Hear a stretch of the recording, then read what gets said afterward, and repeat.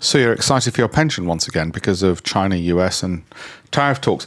If you're the type who gets emotional and excited by market news, then the stock market is not the right place for you. I didn't say that. One of the world's richest men said that, a chap called Warren Buffett. You're probably also the type who panicked when the tariffs were announced. Again, emotion, problem. I'll tell you what the solution is in just a second, and you'll want to save this video for later because I'll give you some hard data and things to look at, which are on here. So like I said, you might want to save this for later. We're not here to gamble and speculate on what may or may not be happening inside Donald Trump's head or for any other matter.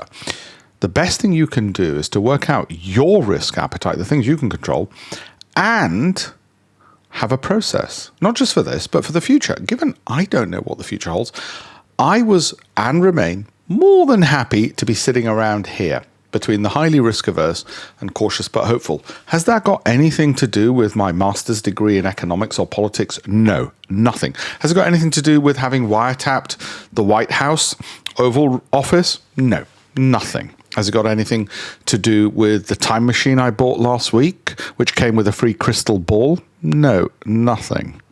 It's got to do with the one thing I know I can control, which is my own risk appetite. And I know what the trade-offs are. They're here. I'll show you them. They're here.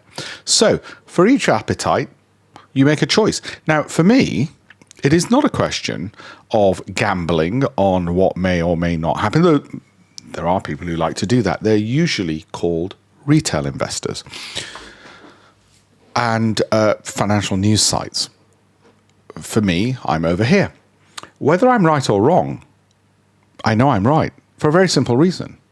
It's about being right for your risk appetite. It's not about being right in terms of being able to see the future. Can't do that. I will always be wrong, just so you know. I will always 100% be wrong about being able to see the future because on that definition, it's can you pick the bottoms and tops? Nope, never have been able to, never will be able to pick the bottoms and tops. Okay, let's get that out of the way right now.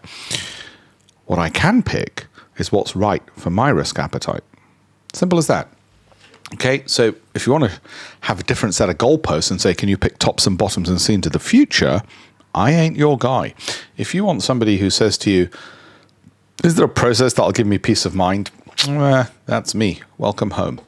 Okay, have a look at the links in the bio and you'll see why this is the approach Warren Buffett's always used.